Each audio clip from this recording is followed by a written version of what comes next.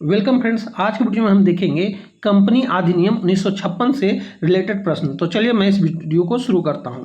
आज का हमारा पहला प्रश्न है, कंपनी अधिनियम 1956 के अनुसार एक प्राइवेट कंपनी में सदस्यों की अधिकतम संख्या क्या थी? तो इसमें सदस्यों की अधिकतम संख्या 50 थी। हमारा अगला प्रश्न है, किस दस्तावेज को कंपनी का चार्टर्ड या संविधान माना जाता है? तो यह माना जाता है मेमोरेंडम ऑफ एसोसिएशन को। हमारा अगला प्रश्न है, कंपनी अधिनियम 1956 के तहत एक पब्लिक कंपनी शुरू करने के लिए न्यूनतम कितने सदस्यों की आवश्यकता होती है? तो न्यूनतम सदस्यों की संख्या 7 होती है। हमारा अगला प्रश्न है, ड्रॉक्रिटन ऑफ अल्ट्रा वायरस का क्या अर्थ है? तो इसका अर्थ है कंपनी द्वारा अपनी शक्तियों से परे किया गया कार्य। हमारा अगला प्रश्न है, कंपनी के आंतरिक प्रबंधन और नियमों से संबंधित दस्तावेज कौन सा है?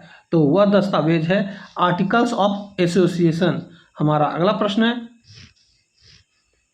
कंपनी अधिनियम 1956 के अनुसार कौन सी बैठक केवल एक पब्लिक लिमिटेड कंपनी के जीवन काल में एक बार आयोजित की जाती है? तो वह है वैधानिक बैठक। हमारा अगला प्रश्न है, कंपनी के पहले ऑडिटर की नियुक्ति किसके द्वारा की जाती है? तो यह नियुक्ति किया जाता है निदेशक मंडल द्वारा।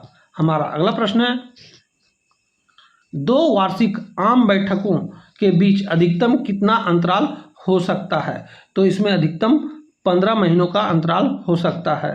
हमारा अगला प्रश्न है, एक सरकारी कंपनी वह है जिसमें कम से कम डैश प्रतिशत चुकता शेयर पूंजी सरकार के पास हो? तो वह है 51%। हमारा अगला प्रश्न है, मेमोरेंडम ऑफ एसोसिएशन के किस क्लोज को बदलना सबसे कठिन होता है? तो यह था ऑब्जेक्ट क्लोज। हमारा अगला प्रश्न है, एक विशेष प्रस्ताव पारित करने के लिए कितने बहुमत की आवश्यकता होती है? तो यह है 3/4 बहुमत की। हमारा अगला प्रश्न है, शेयर वारंट कौन जारी कर सकता है? तो यह जारी किया जाता है केवल पब्लिक लिमिटेड कंपनी के द्वारा। हमारा अगला प्रश्न है, यदि कोई कंपनी अपने मेमोरेंडम के ऑब्जेक्ट क्लोज से बाहर जाकर कोई अनुबंध करती है तो वह अनुबंध व्यर्थ होगा। हमारा अगला प्रश्न है, कंपनी के निदेशकों की नियुक्ति का रिकॉर्ड किस रजिस्टर में रखा जाता है? तो यह रखा जाता है निदेशकों और मुख्य प्रबंधकीय कर्मियों का रजिस्टर। हमारा अगला प्रश्न है, प्रोस्पेक्टस किसके द्वारा जारी किया जाता है? तो यह जारी किया जाता है जब कंपनी जनता को शेयर या डिवेंचर खरीदने के लिए आमंत्रित करती है। हमारा अगला प्रश्न है, होल्डिंग कंपनी और सब्सिडरी कंपनी का संबंध किस धारा के तहत परिभाषित किया गया था? तो यह किया गया था धारा 4 के तहत। हमारा अगला प्रश्न है, कंपनी अधिनियम 1956 के अनुसार एक प्राइवेट कंपनी शुरू करने के लिए न्यूनतम कितने निदेशकों की आवश्यकता होती है? तो यह होती है 2 निदेशकों की आवश्यकता। हमारा अगला प्रश्न है, कंपनी की बैलेंस शीट और लाभ हानि खाते पर किसके हस्ताक्षर होना अनिवार्य है?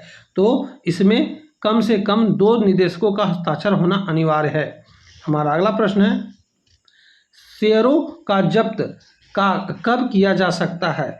तो यह जब्त किया जाता है जब शेयरधारक कॉल मनी का भुगतान करने में विफल रहता है। हमारा अगला प्रश्न है, ड्रॉक्रिटन ऑफ इंडोर मैनेजमेंट किसे सुरक्षा प्रदान करता है? तो यह सुरक्षा प्रदान करता है बाहरी लोगों को कंपनी से। हमारा अगला प्रश्न है, कंपनी का समापन किसके द्वारा किया जा सकता है? तो यह किया जाता है न्यायालय द्वारा या स्वेच्छा से।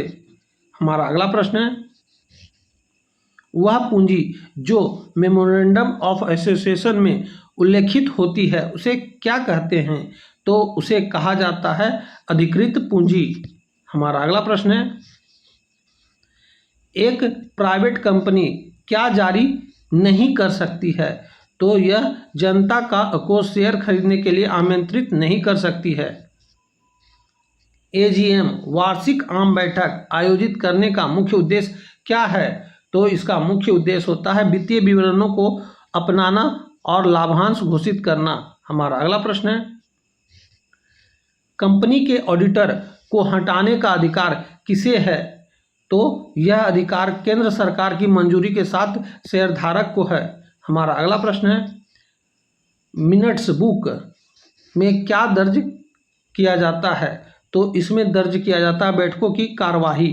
हमारा अगला प्रश्न है, प्रॉक्सी कौन होता है?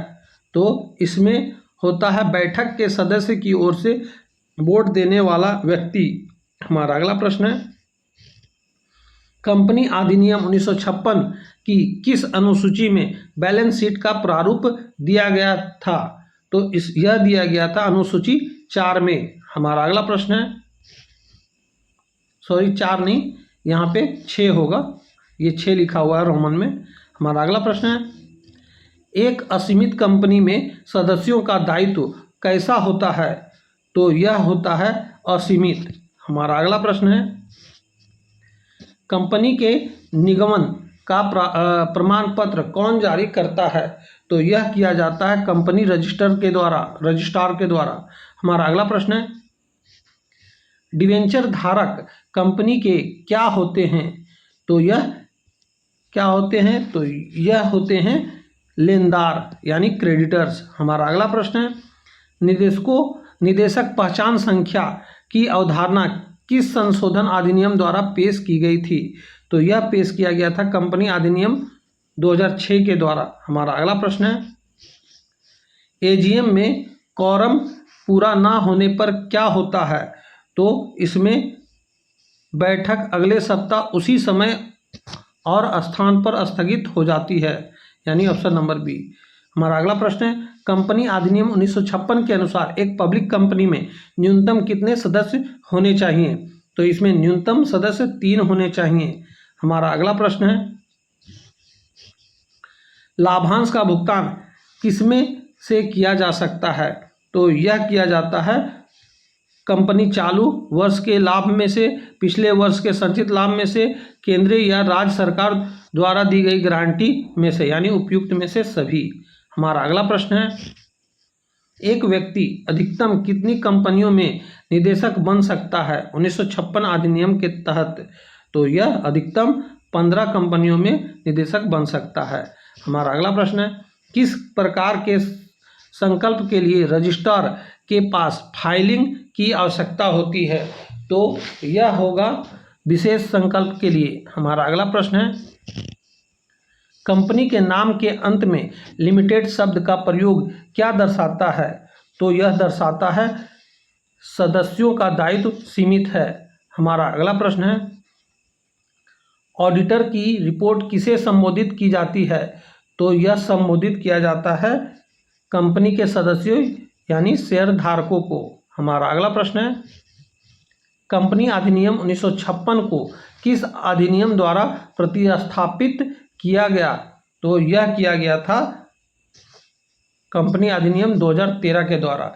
तो दोस्तों यहीं पे हमारा कंपनी अधिनियम 1956 से रिलेटेड जितने प्रश्न हैं ये सारे के सारे प्रश्न एग्जाम में पूछे गए हैं और पूछे जाने की बहुत ज़्यादा संभावना है।